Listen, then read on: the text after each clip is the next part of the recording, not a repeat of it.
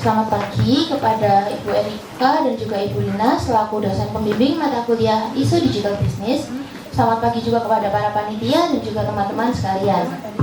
Sebelumnya saya ingin mengucapkan terima kasih atas kesempatannya untuk saya boleh mempresentasikan paper saya pada hari ini.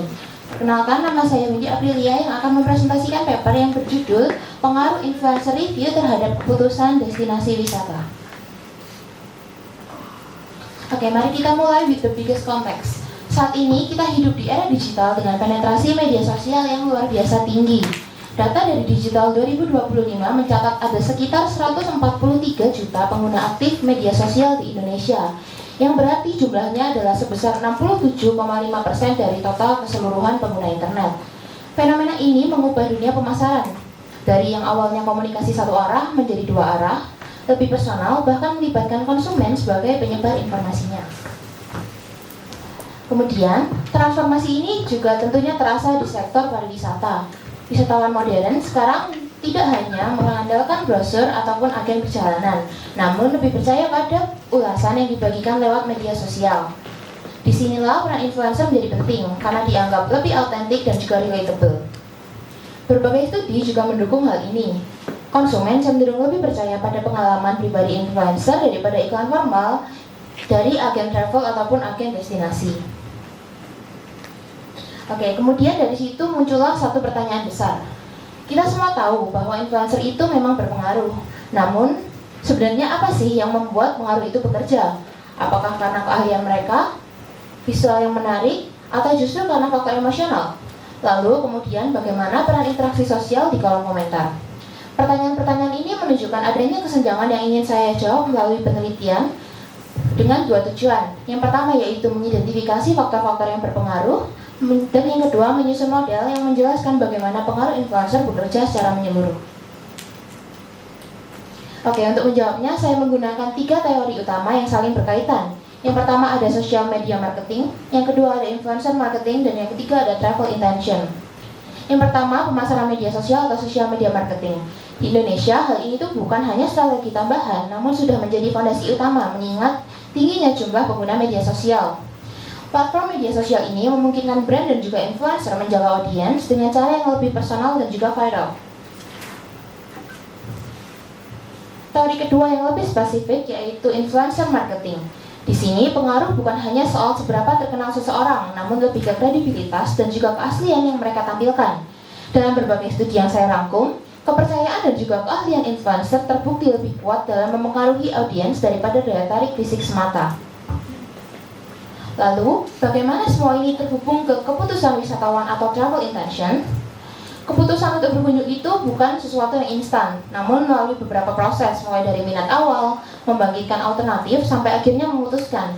Dan di setiap tahapannya, review dari influencer berperan penting dalam membentuk persepsi dan juga minat audiens. Untuk menjawab tujuan penelitian tadi, saya menggunakan studi literatur dengan 16 jurnal dan juga artikel ilmiah yang saya analisis untuk menemukan pola-pola penting dan menyusunnya menjadi satu model konseptual. Mari kita masuk ke temuan utama. Faktor yang paling dasar dari pengaruh seorang influencer adalah kredibilitasnya. Hal ini biasanya diukur lewat 3 aspek, yaitu keahlian atau expertise, kepercayaan atau trustworthiness, dan juga daya tarik atau attractiveness.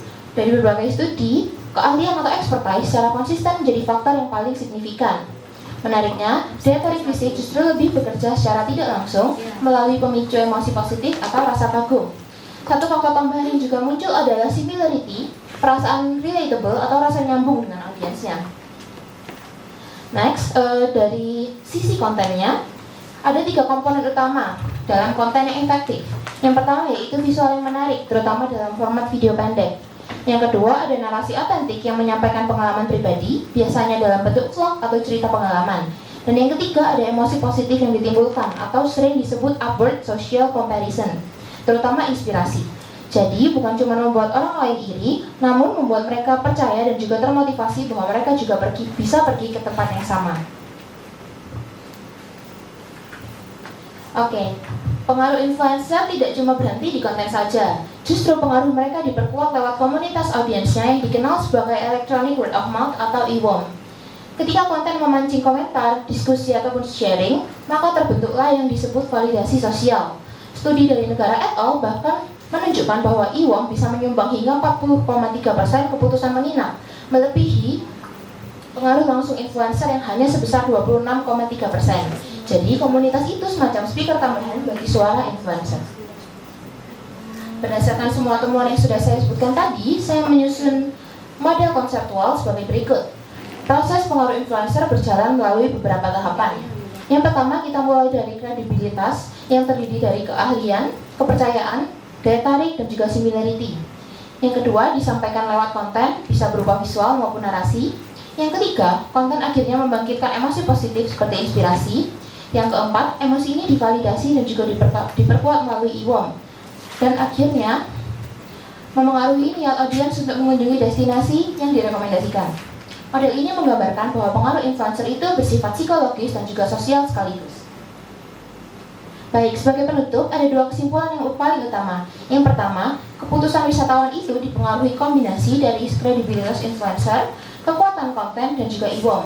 Dan juga yang kedua, emosi positif terutama inspirasi lebih efektif dalam membentuk niat berkunjung dibandingkan konten yang hanya informatif. Kemudian ada beberapa implikasi praktis. Yang pertama, pilihlah influencer yang kredibel dan juga punya keahlian. Yang kedua, bangun kolaborasi jangka panjang untuk membangun kepercayaan. Yang ketiga, gunakan konten video pendek sesuai preferensi audiens muda. Dan yang terakhir, dorong interaksi agar efek viral dari IWOM bisa maksimal. Baik, sekian presentasi dan materi yang bisa saya paparkan. Mari kita masuk ke sesi tanya jawab.